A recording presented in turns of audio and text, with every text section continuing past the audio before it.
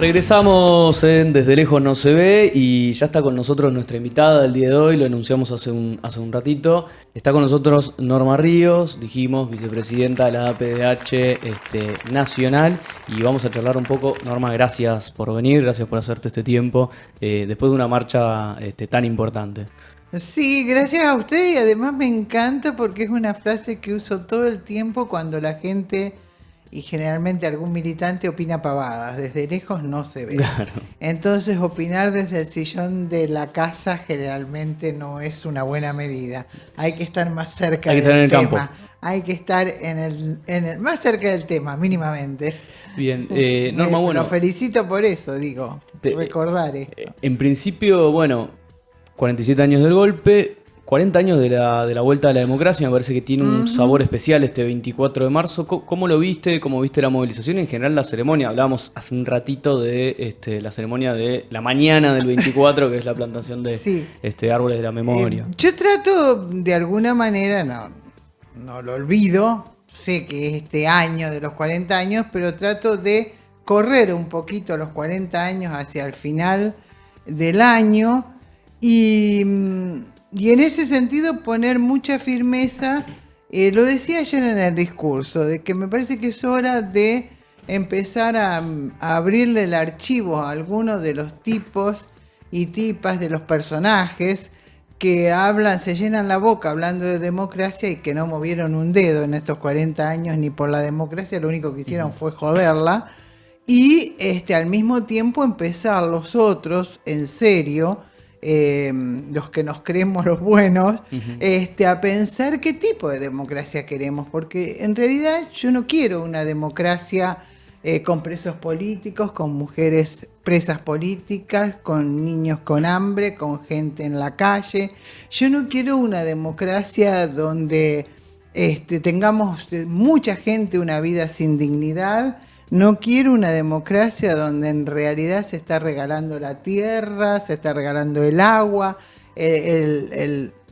los minerales, nuestros bienes a futuro, nuestros bienes de todo el país, de todo el pueblo, en lo que yo llamo una guerra que no tiene nombre y no tiene armas, pero que nos guste o no nos guste, es una guerra contra nuestro pueblo. Y en ese marco, un montón de políticos que, bueno, como gobernantes, un montón de gobernantes, que no es lo mismo, que se hacen los bobos, ciegos y sordos. Digo, el tema del narcotráfico en Rosario, hace 25 años yo dije exactamente lo que hoy podría decir. Yo hablo solamente con registro, digamos, comento lo que tengo registrado, documentado. Entregué más de 30.000 documentos al Museo de la Memoria, de todas las luchas de los últimos años, de la PDH y demás, diciendo lo mismo, y ahora se asustan cuando se habla de narcotráfico, por supuesto sin dar ninguna solución, porque todos sabemos quiénes son, dónde están, etcétera, etcétera, pero las investigaciones ¿dónde empiezan? En Barcelona, en Buenos Aires, y caen acá casi digo una mala palabra, de casualidad. Digo, en este sentido invoco el tema democracia sí, democracia no. Muchachos, organicémonos, dejémonos en el campo popular de tanto kiosquito, de tanto arreglo, de tanta pavada y de tanto prepararse. Yo fui presidenta nacional de la PDH en los 4 años de Macri y vi muchas cosas. También vi cómo se entregaron algunos temas en función de cuidar algún carguito, etcétera, etcétera. Acá los inocentes no somos muchos y todos tenemos nuestra parte de culpa.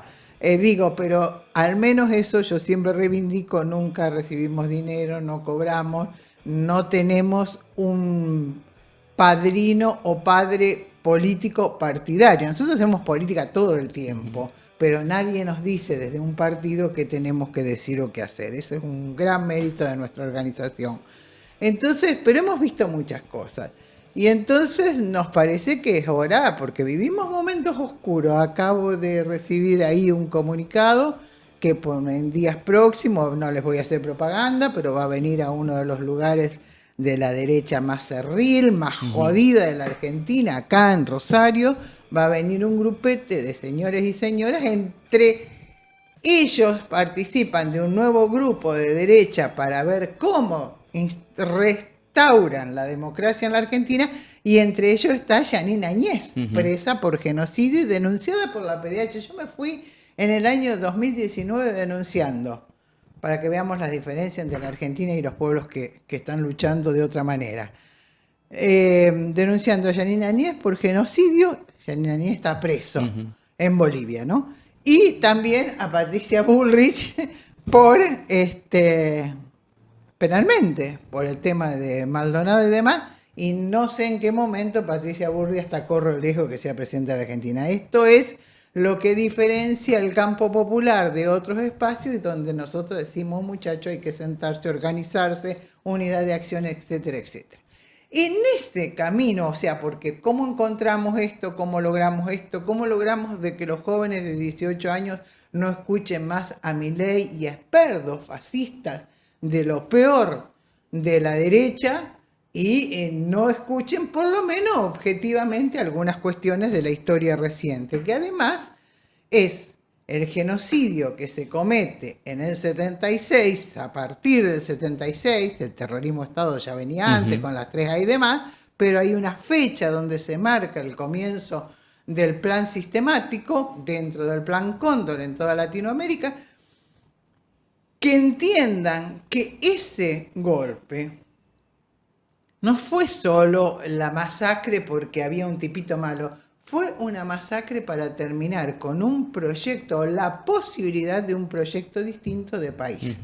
Y te pregunto algo respecto a lo que decías, porque me llama la atención los discursos de Patricia Bullrich, de que vuelva al ejército, o sacar el ejército a las calles para combatir un plato recalentado, porque todo el mundo lo dijo, ya se probó y no funcionó tampoco, pero ¿por qué crees que la juventud o un sector, incluso no joven también, le llama la atención ese tipo de discurso? Por ejemplo, el de Milei, que uno dice, ¿qué tiene Milei que la juventud le Porque interesa? la juventud en general, y sobre todo en las capas medias, digo, los hijos de los ricos saben bien lo que quieren, pero las capas medias y los chicos de las barriadas más populares no tienen posibilidades. Y frente a la carencia de posibilidades, honestamente, en la historia del mundo nunca se ha saltado a favor del campo popular ni por la izquierda. Cada vez que ha habido un proceso de necesidades desesperantes y demás, se ha salvado directamente por derecha. Lo vemos al principio de la Segunda Guerra Mundial, lo vemos en la Alemania vencida en su primera guerra, y nunca hubiera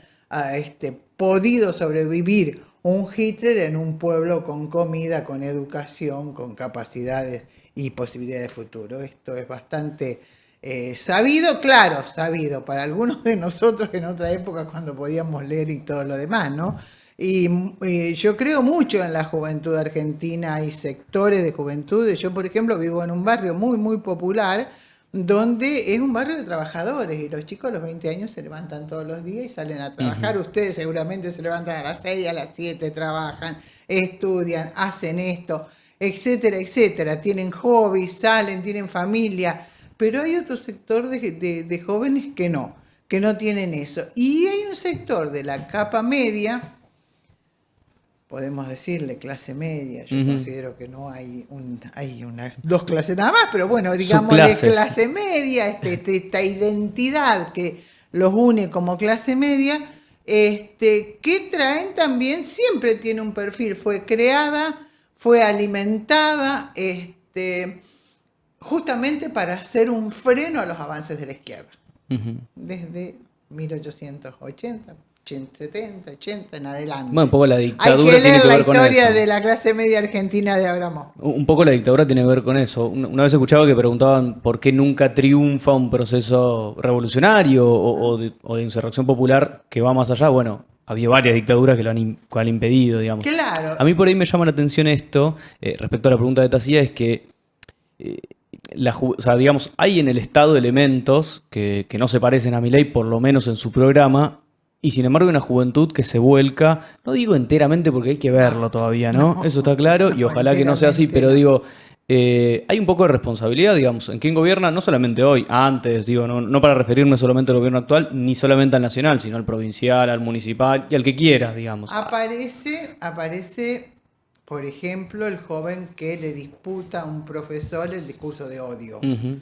que Muchísimo. no lo veíamos desde que Estela de Carlotto se paraba en la facultad y un chico le dice, tendrían que haberlos matado a todos. Ujú. Digo, no lo veíamos en los últimos años. Sí.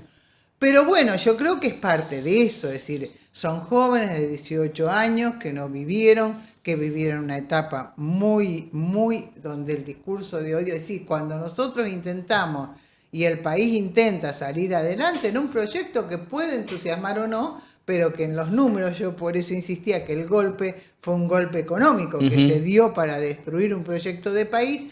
Hay alguien que de alguna manera, y podemos discutir, y yo soy una de las que he discutido montones de cosas, pero que logra un poco reconstruir la vida de los sectores medios, recuperar un cierto equilibrio en la desocupación, en la distribución básicamente del ingreso. Y sin embargo la derecha ahí avanza. Y hay también de los sectores que dicen ser del campo popular una, yo no quiero usar la palabra cobardía, pero Ujú. en la cotidianidad se dicen algunas cosas un poco más groseras, ¿no? Ujú. Hay una falta Una no de valentía. firmeza, una falta de coraje, que les impide, por ejemplo, a nosotros la ley de comunicación. Ujú. Digo, y eso permitió que hoy, bueno, yo me imagino lo que les cuesta a ustedes tener esta radio y traerme a mí Ujú. acá, porque tenemos en manos de una o dos personas absolutamente todos los medios para decir lo que quiere decir la derecha, que es la que tiene la plata, que es la Ujú. dueña de todo. Y esto no es broma. Miren, yo les voy a contar, hay un libro que lo recomiendo siempre, se llama La acción psicológica de la dictadura de Julia Riesler, Ujú. que explica que en el golpe de Estado, más allá de que la subjetividad de la gente cambia producto del terror, del miedo y todo lo demás, digamos, como mayoría, los grupos de resistencia siempre existieron, siempre es un grupo, nunca es todo el pueblo. Eso lo decimos después, cuando ya no hay peligro, decimos éramos todos. Mentira, éramos pocos. Y pocas, chicas, disculpen. Eh, Digo, este libro cuenta cómo la dictadura tiene un plan también, es una investigación muy seria, cómo la dictadura no solo tiene el plan de represión y de terror, sino que también tiene un plan para cambiar la subjetividad de la gente, porque como ellos pensaban instalarse por muchísimo tiempo, no querían de ninguna manera la resistencia en las cabezas. Y cómo lo logran al punto tal que en menos de un año, y a partir, bueno, tuvieron 8 años, en menos de un año y medio, 2 años, logran transformar a ese compañero militante, el guerrillero, que además los jóvenes hoy no lo pueden entender tal vez, pero en un contexto mundial tenían el entusiasmo del campo popular, y el que no tenía, como podía ser yo, que no me daba el traste para cargar un arma, lo miraba absolutamente con simpatía porque Ujú. sabíamos que era la única alternativa. ¿Cómo transformaron ese joven apoyado por el pueblo? Y esto era así, hoy te pueden discutir lo que quieran, pero era así, la gente apoyaba, en el terrorista subversivo, Ujú. al que todavía ahora le siguen diciendo por algo habrá hecho. Eso no fue casualidad. Y esa capacidad la derecha la tiene porque además, cuando alguien te dice un intelectual independiente, léelo bien, Ujú. léele quién le publica los libros, lee quién le paga la investigación, porque vos sos un intelectual independiente. ¿Y cómo haces para ir a Canadá, a Vietnam, a Rusia, a China a investigar sobre genocidio? ¿Independencia de quién? ¿Quién te Ujú. pagó eso? Ujú. ¿Me seguís? Sí, sí. Bien. Entonces, todas estas cosas que uno las aprende a través de 50 y pico de años de militancia, es muy difícil de explicarlas. A veces cuesta cuando uno más conoce, con más cuidado tiene que hablar con los jóvenes. Y a mí hay algo que en general no me fallaba, no me falla cuando hablo con los más jóvenes. Empiezo al revés. Les empiezo preguntando, sobre todo en el secundario, muchas escuelas, a veces carenciadas, a veces no tanto, si van a seguir la universidad, si el papá trabaja, qué condiciones de vida tiene, si pueden tener lo que quieren. Digo, empezar al revés y entonces si no lo tienen, empezarle a contar por qué no lo tienen. Porque es mucho más fácil entender que está, claro, mucha gente, un profesor de historia, gente que lee, que conoce, puede entender que lo que hizo San Martín en 1817 a nosotros nos está pegando en la historia, pero es muy difícil. Pero a lo mejor en esta historia reciente, segunda generación, su papá, su mamá, lo pasaron, es más fácil hacerles ver que este pasado reciente, esta destrucción de las posibilidades del campo popular, nos cuestan. Y que lo que queda, como una universidad gratuita, por ejemplo, algo impensable en montones de lugares fuera de la Argentina, es también producto de la lucha que Y de la continuamos resistencia. todos. Ujú. Sí, sí. El ejemplo de Chile me parece que es el... Incluso Chile tiene resistencia, pero es impresionante como, bueno, no lo han podido sostener acá en la universidad. Francia y los 43 a 42 años Sí, de aporte. sí. Imagínense por un segundo en la De todas Argentina, y maneras, son 30. de todas maneras, Francia hoy es impresionante porque la historia vuelve, ¿no? Lo de Francia es Claro, interesante. año 68 eran la luz, el faro, y también Bueno, que se extendió en el país también esta y se extendió cuestión a otros lugares. mentirosa de cómo se consiguieron las cosas. El otro día me reía porque en una red social veía una foto de una calle de Francia en algún momento de estas luchas, y la verdad que lo que se consiguió en el mundo para el pueblo, no hablemos ya de la Revolución Rusa, pero no se consiguió cantando Viva el amor Sí, sí. en las plazas. Eso era una parte y me parece genial, pero la lucha siempre fue muy dura y siempre nos costó mucho, de una u otra forma.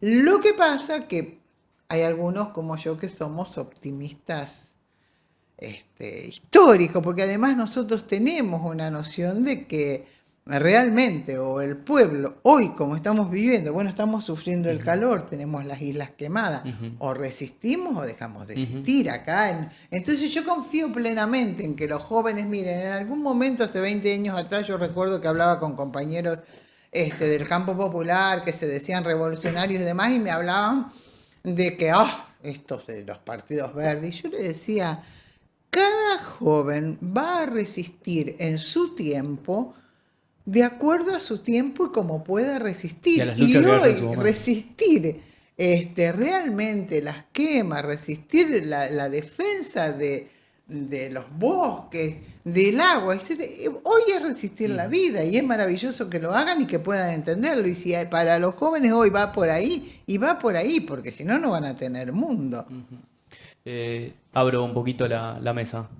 Bueno, lo primero que te quería preguntar es en cuanto a las causas de derechos humanos.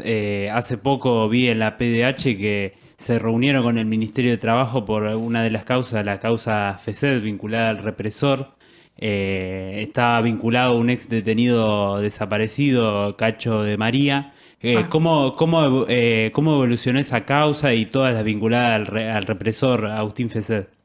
bueno, a ver, ordenémonos. Agustín Fesed fue jefe de la gendarmería en los primeros años de la dictadura, un asesino, el dueño de la vida y muerte de todos los rosarinos y alrededores, parte del área 2 que ocupaba 6 provincias de la Argentina, él estaba específicamente acá en Rosario, y nosotros acompañamos, sí, a Cacho, porque es uno de los casos emblemáticos en este momento. Ustedes piensen que Cacho recién puede hablar, pasaron casi 45 años. Y esto no es nada del otro mundo. Es decir, entiendan que lo que pasó la gente en la dictadura, en los campos concentracionarios, en las cárceles y demás, como dice mi compañero, no hay palabras para contarlo. Yo hace casi 20 años que leo la causa FESED, hace 13, 14 que empezaron los juicios en todo el país, la PDH tiene 26 querellas en todo el país, yo soy querellante acá en Rosario de 6 causas. Esto quiere decir que una causa empieza su instrucción cuando el juez las toma y empieza a armar las denuncias y termina cuando los genocidas mueren hasta el último. Esto quiere decir que tenemos muchos años todavía por delante, aún en los casos que fueron juzgados.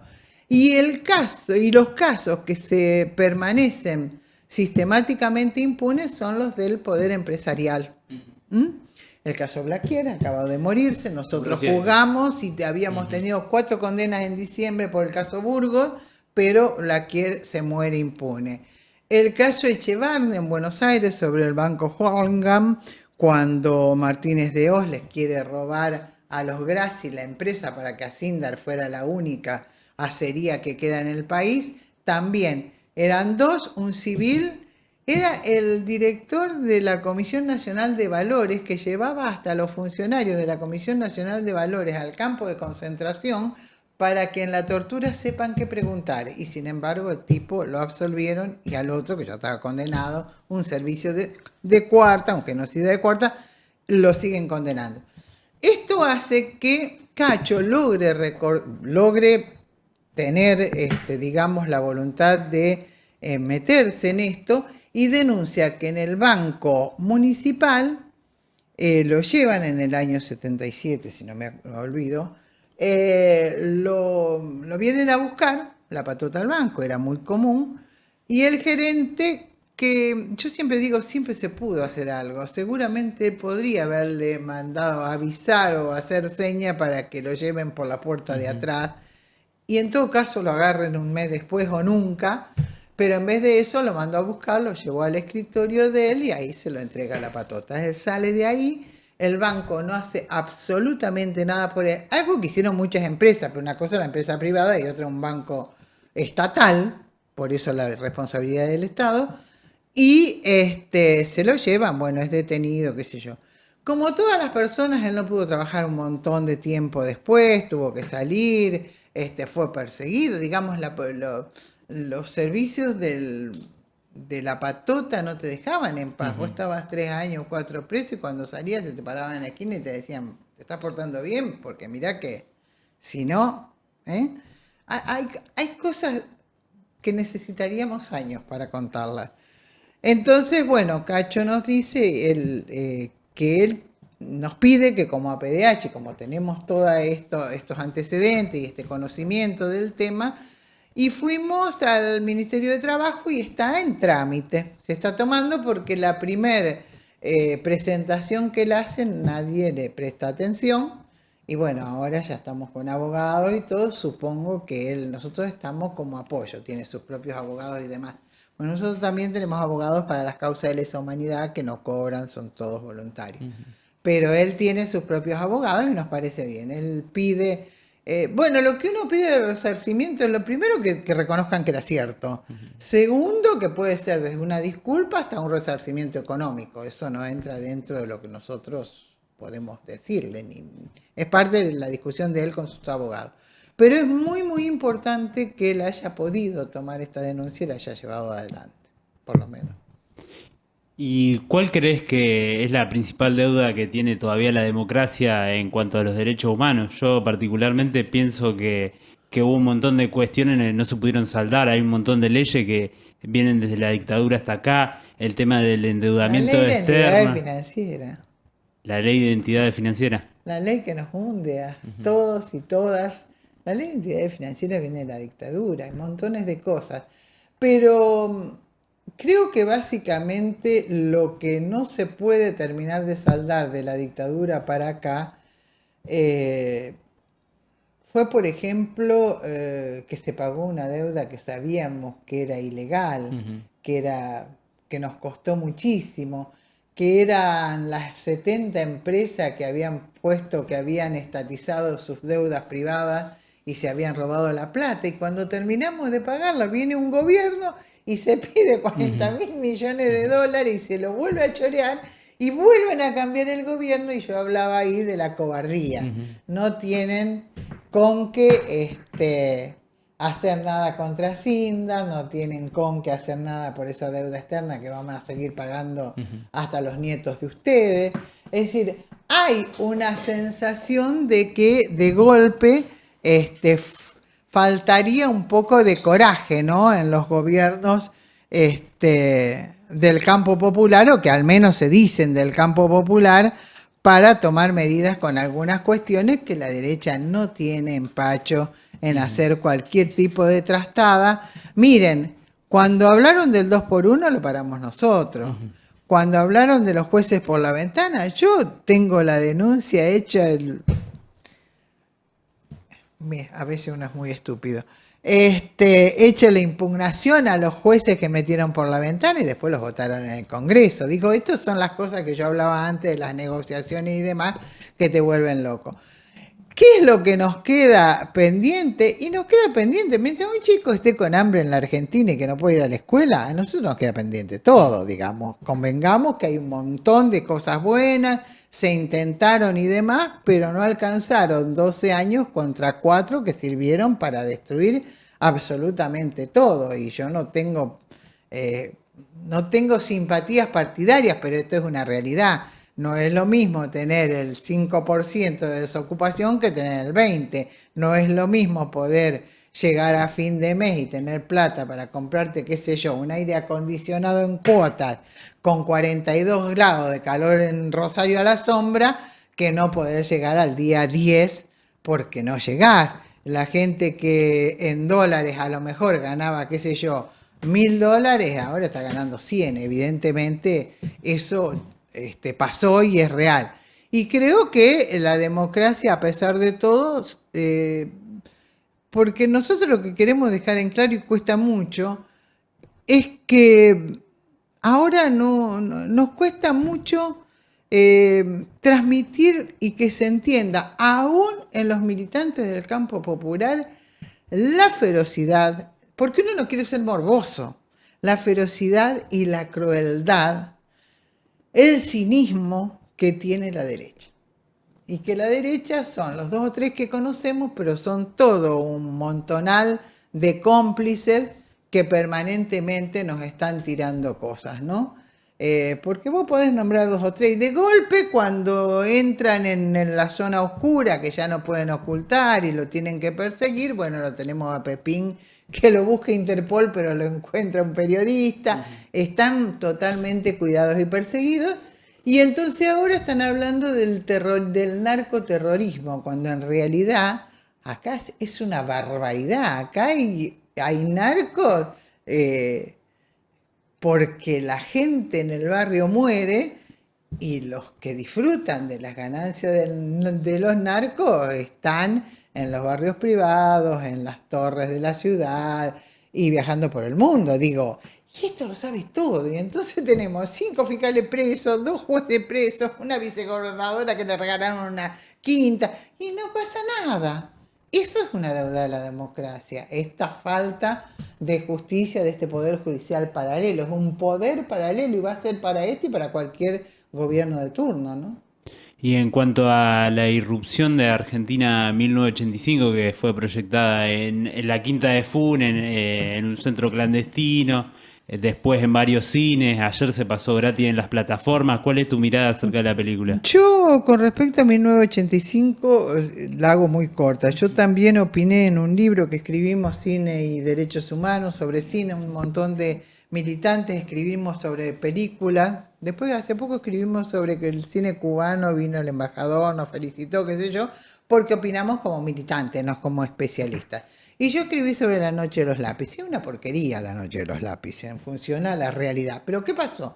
En su momento, y como en el momento histórico en que se llevó adelante, abrió cabezas, generó montones de cosas, los chicos todavía tienen el medio bolita, es decir, nada se puede subestimar. En 1985 lo mismo, yo creo que le falta un montón de cosas. Hacer de Fiscales Trasera un héroe es cuanto menos un dolor de panza, pero si eso le sirve a las jóvenes generaciones, por lo menos para empezar a investigar, bienvenida sea.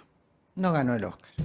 Pero digo, si eso sirve en este momento, aunque sea para crear la inquietud, bienvenida sea. Por lo demás, le falta de todo. Y te hago una pregunta Sí. que viene a raíz de lo de la película. ¿Crees que puede servir como elemento para contrarrestar el discurso que está tratando de plasmar la derecha hoy, de no fueron 30.000, de insertar el ejército en los barrios? ¿Puede ser un puntapié Sí, para sí, trabajar y sí, decir, sí. un despertar quizá en esa generación que apoya a ese sector político? Sí, después si podés, si podés lograr después hundir un poco más los dedos en el tema, ustedes no se olviden de una cosa.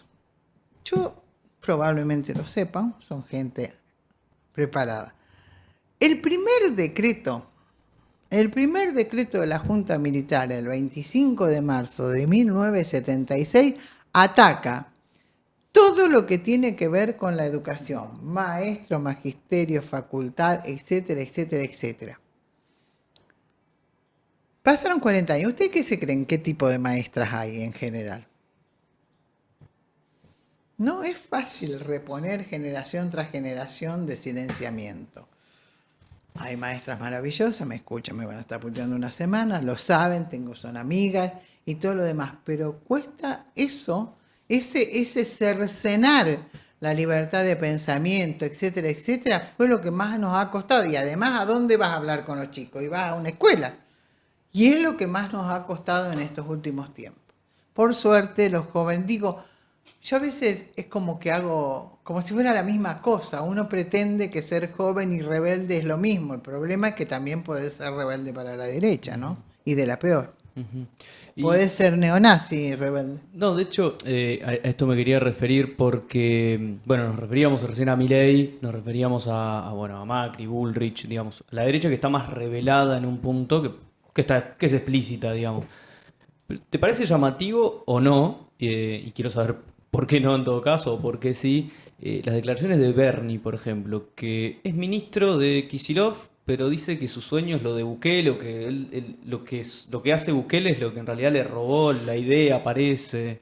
Eh, Digo porque uno ve las imágenes Bernie de es un Bukele. bocón. Bernie vino a Rosario y encontró un kilo de cocaína y 50.000 pesos. Ujú.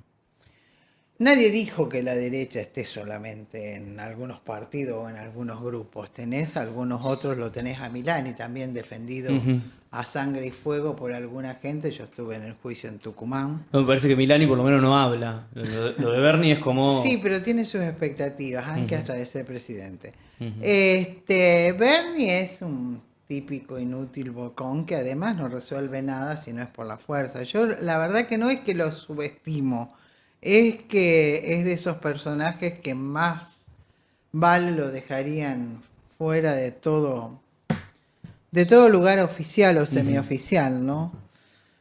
Pero yo insisto, cuando vino acá fue casi risible y tengo un montón de gente que me lo discute, que no, que hizo, que nada. Yo a Bernie lo recuerdo sacando chicos y gente pobre de Buenos Aires, de 4 Guernica. latas donde... En no, En Guernica. en Guernica. Ujú. Guernica, para colmo, el nombre. Sacando a gente de Guernica, digo, lo recuerdo hablando estupideces y sin resolver nada, y básicamente lo recuerdo porque la PDH juntó muchas veces organizaciones cuando venía la gendarmería acá o cuando intentaban militarizar, siempre nos opusimos. Y hay gente que subestima también porque, bueno, los barrios necesitan otras cosas, no la militarización. Pero Aparte bueno, porque el balance es negativo de la militarización, no ha resuelto nada. O sea, digo, no hay una prueba de que la yo militarización recuerdo ha que resuelto. una de las veces que vino la gendarmería dijimos, me acuerdo en Villa Gobernador, yo le dije, bueno, necesitan, 2 meses hasta que arreglen el negocio. No pasa nada. Cambia el garante, el gerente de la distribución y demás. Es mucho, mucho más complejo, obviamente, no lo vamos a resolver acá, Ujú. pero la solución es mucho, mucho más compleja, es una resolución integral, porque además estamos teniendo ya generaciones de jóvenes cuyo mayor deseo es ser parte de algo, y lo único que tienen para ser parte es el grupo narco, les da identidad. Le da respeto, les da una forma de sobrevivir, porque además, ustedes piensen, ¿por qué tiene que ser algo malo si nadie le pone un revólver en la cabeza a la gente para que se drogue? para la gente que no tiene otra forma de vivir, es una mercancía y como toda mercancía le genera muy poquita ganancia, pero por lo menos con eso comen. ¿Por qué no la legalizan? Pongamos en discusión eso. ¿Y no confías en que el ejército puede llegar a un proceso de urbanización acá y todo ese plan que parece más campaña que otra cosa? Parece más campaña. Si es un plan integral donde van a abrir, porque además está la otra discusión, le van a dar trabajo. ¿Qué se creen? ¿Que van a abrir 35 fábricas y la gente va a ir como un río de la masa a trabajar en la fábrica? El trabajo, todo tipo de convivencia, si se quiere, de solidaridad, que en la práctica es una disciplina, es una educación de convivir que te la dan los patrones. Antes íbamos a la escuela, tu papá trabajaba, tu mamá te preparaba para que hagas como tu papá, o sea, para meterte bien en el sistema, y entonces vos seguías tu vida. Por ahí alguien se liberaba un poco más, pintaba, Cambiaba de oficio. pero era claro, pero era redondito. Hoy los chicos, hay 5 generaciones de gente que no trabaja en Rosario. ¿De qué estamos hablando? ¿De dónde van? No saben la hora. Viven de noche porque de día es el momento en que tienen su lugar, porque de día duermen. Anda a decirle, venía a las 10 de la mañana, a las 12 del mediodía, a las 4 de la tarde. Si ustedes trabajan en los barrios, lo saben esto. Yo en esto no culpo a nadie. Yo lo que quiero decir, yo nunca pongo las culpas donde las pone todo el mundo. Son vagos. No, eso se aprende. Eso es ser ordenado, ser limpio, ser puntual, te lo enseña el patrón. Te lo enseña a sangre y fuego el patrón. Te lo enseñó siempre a sangre y fuego el patrón. No hay otra forma. 5 generaciones son padres que no pueden transmitir ni cómo hacer una comida. Y de golpe voy a decir, porque nosotros hacíamos puchero. ¿Alguien sabe lo que sale hoy un puchero? La comida más humilde y que nosotros sistemáticamente comimos durante 10, 15 años hasta que pudimos comer otra. Todo es un desacomodo en el campo de los que no tienen nada.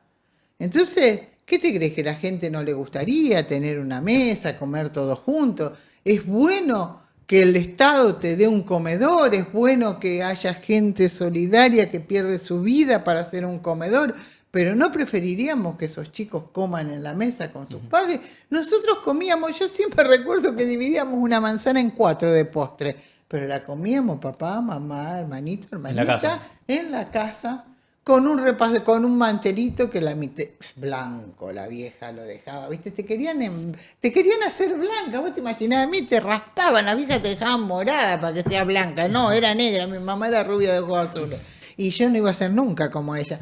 Pero digo, esta cosa de la limpieza y todo lo demás, que incluso vos lo ves mucho en el campo popular, pero nada, no es mucho más lo que tienen que darle. Y hay avances extraordinarios como la AU y todo lo demás, la pertenencia por lo menos en el tiempo de la escuela. Los chicos lloran a los 16 años cuando los tienen que sacar de la escuela.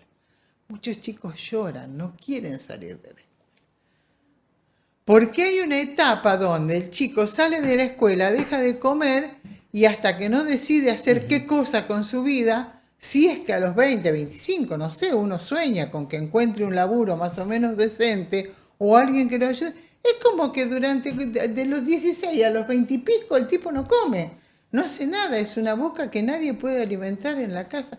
Yo, honestamente, por eso nunca voy a ser gobernante, pero hay cosas que no las puedo entender, que son cosas tan elementales ¿de qué? De la necesidad de que los gobernantes alguna vez bajen, como lo hacen muchos, sobre todo concejales en Rosario, que bajen de sus estamentos, no ven un pobre ni en figurita. Digo un pobre, que es lo que dicen ellos. Para mí son gente económicamente carenciada y además empobrecida por las políticas sistemáticas de empobrecimiento, por el sistema, porque estamos en el capitalismo, porque no vemos la posibilidad de revertirlo, ¿no? Norma, me quedan muchísimas preguntas, pero no nos queda tiempo. No nos queda. Ha sido de verdad un placer. Te agradecemos que te hayas acercado hasta el estudio, porque siempre la presencia es mucho mejor. Y bueno, seguramente nos encontraremos en este u otros ámbitos. Yo les agradezco infinitamente porque es muy difícil conseguir voz y yo no le tengo miedo además a decir lo que pensamos. Nosotros somos una organización muy amplia, donde hay, por ahí en las elecciones tenemos 5 candidatos entre los que no son, digamos, dirección. A lo mejor hay 5 candidatos que son abogados de los juicios y demás, y que tienen su lugar en la organización y nadie se pelea, porque lo que sí defendemos son estas cuestiones básicas de las que estamos hablando. Podemos tener distintas miradas de cómo llevarlo adelante o no, es probable, pero eso llegará en otro momento. Por ahora lo que hay que pelear es para que ese momento de liberación llegue. Yo siempre cuando me llegué a esta organización de alguna manera pensé que debe haber, porque creo en la política, debe haber una organización que pretenda salir de esto, del eslogan colonia, patria sí, colonia no, que seas parte de pelear por una verdadera patria y nosotros poder ser como un apoyo o poder ser uno de los pies donde también poder pelear. Esperamos. Yo creo que me va a llevar un tiempito, tal vez no lo vea, pero tengo confianza de que va a pasar. Bueno, sin dudas, eso es lo más importante. Pasaba con nosotros Norma Ríos, vicepresidenta de la APDH Nacional.